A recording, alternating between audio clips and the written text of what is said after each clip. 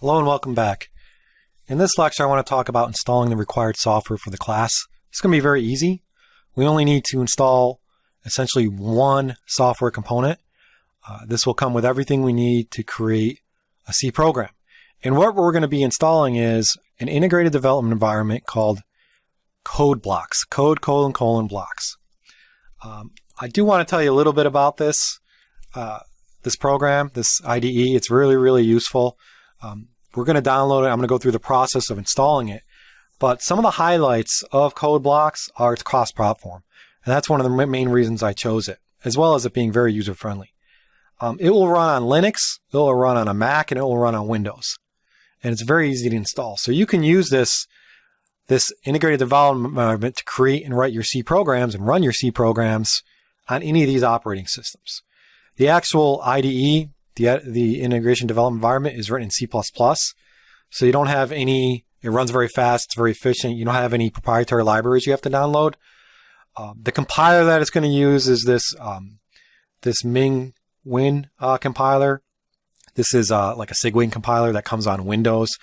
We're going to be doing all of our examples on Windows, but it's going to be seamless because the same IDE can be used on any other platform.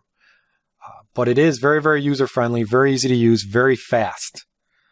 It's a typical IDE where you can create projects and do nice things. The other reason I chose it is, besides it being very lightweight, it also has a debugger, which we're going to go through in a whole other section. But this will be helpful when we need to find and fix our errors in our code. You can do basic debugging techniques. It also supports this integrated development environment common features of most IDEs. So things like syntax highlighting. It also allows for code completion, which makes it much more efficient to write code. These concepts will become more clear when we start writing our code. But this is the IDE that we're going to use, and it's very useful and very nice and user-friendly. Now, to download it and install it, we have to bring up a browser and we have to go to CodeBlocks.org. It's very simple. So type this link into your browser. And I'm now going to go over to my Chrome web browser.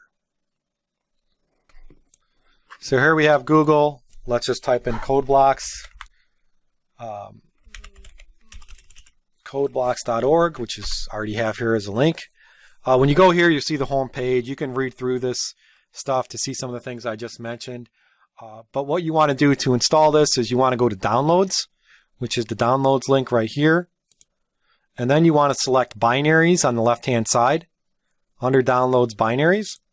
And then depending on where you're installing, if you're installing on Linux, or you're installing on Windows, or you're installing on Macintosh, you want to select the correct executable. So here, since we're doing Windows, I'm going to select the correct one here. But if you are doing Linux, you just go to the one that you want to select. And for Linux and Macintosh, they usually come as tar files, and you can just extract them. If you need help doing that, you can always ask questions in class. But it's very basic, and it's pretty much explained here as well. But for Windows, what we want to do for Windows, we want to select CodeBlocks that comes with our compiler. So what we want to do is we want to select the fourth option here, CodeBlocks whatever version 16.01 Ming W-setup. So what this is going to do is it's going to download and install Ming compiler, Cygwin compiler for you, and it's very basic. So you'll want to select this option. And to download this, we just have to double click on the repository, either sourcefuge.net or FossHub. So we're going to double click for sourcefuge.net. This will automatically start the download in a couple seconds. If it doesn't, you can select a direct link, but it will ask you where you want to download. And I'm just going to download to my downloads directory, and you notice it's going to be an executable file. So once you download it, we're going to need to click it. But you want to hit save to download it. Now, the executable file is about 79 to 80 megs, so it may take a few minutes to download. But once you have it downloaded, you then want to execute the setup. So now I'm going to transition back to my Windows Explorer to show you how to run the executable. Now I'm in my downloads directory. I'm going to double click what I just downloaded, which was my exe, CodeBlocks exe.